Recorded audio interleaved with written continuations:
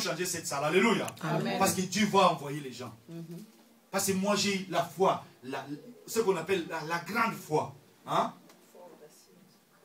Il faut avoir cette foi-là. Parce que nous vivons le moment, il faut qu'il y ait du changement. Il faut que le peuple de Dieu change. Les gens qui veulent combattre, les gens qui veulent chercher le Seigneur. Hein? Peut-être qu'ils sont à la maison. Il y a beaucoup de gens qui sont à la maison. Qui prient, mais qui sont à la maison. Qui sont assis. Ils n'ont plus confiance aux gens. Mais j'ai besoin que notre Dieu touche ces gens-là. Amen. Amen. Dieu touche ces gens-là. Que ces gens qui sont à la maison, ils voient qu'ils n'ont plus confiance dans des assemblées, dans des communautés comme ça. Seigneur, touche ces gens-là. Touche-le. Qu'ils sachent que non, il y a quand même, comme dit la Bible, et je crois Élie, il courait, il disait non Seigneur, je suis resté seul, n'est-ce pas? Dieu dit non. Il y a beaucoup qui sont à côté que moi, hein, Dieu lui dit, moi j'ai mis quelques personnes à côté. Il y a beaucoup qui n'ont pas mis fléchir les genoux devant les balles. N'est-ce pas? Mais lui, il pensait quoi? Il pensait qu'il est seul, hein? Il pensait qu'il est resté seul. Non, non, non, non, non. Dieu, il a ses enfants. Il a ses enfants qui sont à la maison par-ci, par-là. Mais un jour, ces enfants-là vont se déplacer. Amen. Amen. Quelques-uns viendront aussi au milieu de nous. Amen. Amen. Quelques-uns viendront au milieu de nous. Moi, je l'ai dit devant Dieu. J'ai dit devant Dieu, Dieu va faire des choses. Parce que nous voulons, moi, j'ai besoin de vous conduire dans la vérité. Qu'un jour, nous, on est devant le Seigneur, Dieu dit, oui, j'ai dit, Seigneur, j'ai fait ton œuvre. J'ai gagné des âmes pour toi. J'ai enseigné la vérité à ton peuple. Pas enseigner la vérité légère, non. Une vérité qui est dure. C'est quand même le dimanche passé, je vous ai parlé de la convoitise qui lie beaucoup des enfants de Dieu.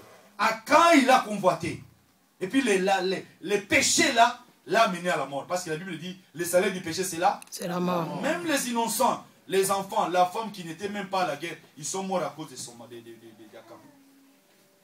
Nous allons lire encore quelque chose. On va entrer un peu dans les Josué. Je ne vais pas finir ça aujourd'hui, je vais continuer dimanche prochain. Petit à petit, même les hommes de Dieu qui vont venir après, ils vont essayer d'entrer dans cette attitude de combat pour que tous ensemble nous puissions vraiment comprendre par rapport à ça. Parce que sans discerner les combats, on va combattre comme ça dans le vide, c'est pas bien. Josué 10.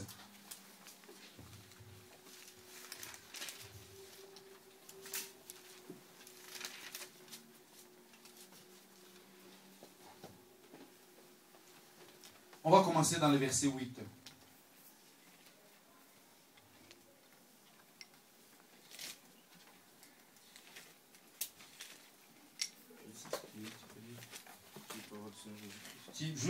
On va descendre jusqu'à 15.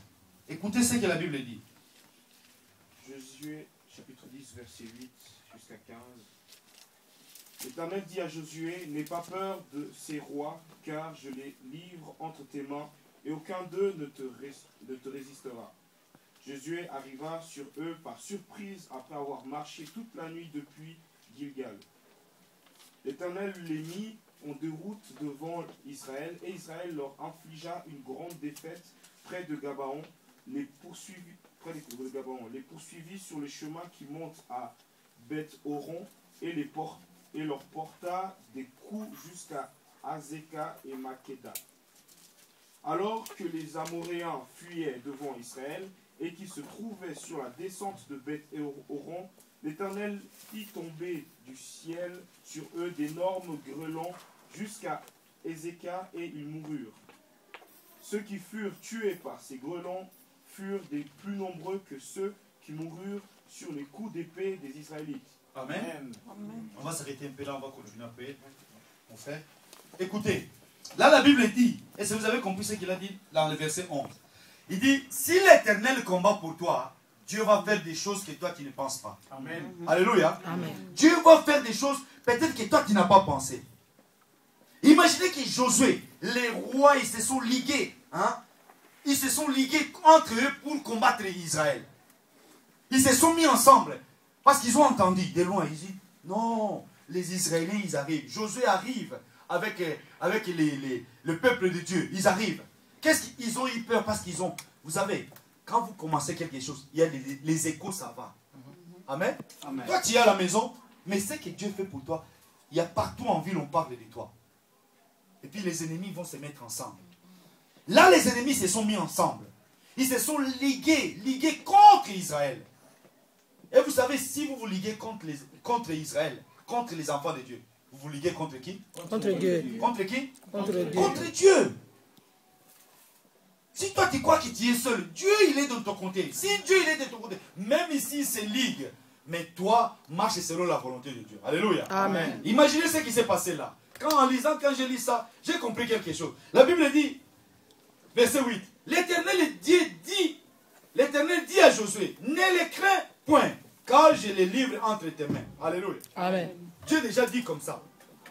Est-ce qu'on peut dire aux enfants là-bas de garder Josué tranquillement? Parce que l'effet d'ouvrir et puis de fermer la porte, c'est pas une grâce, il peut les garder tranquillement.